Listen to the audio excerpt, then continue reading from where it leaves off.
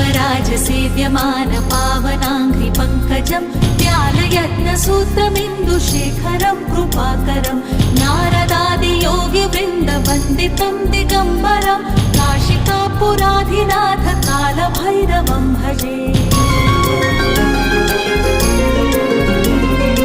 भानुकोटिभास्वरं भवाब्धितारकं परं नीलकण्ठमीप्सितार्थदायकं त्रिलोचनं कालकालमम्बुजाक्षमक्षशूलमक्षरं काशिकापुराधिनाथ कालभैरवं भजे।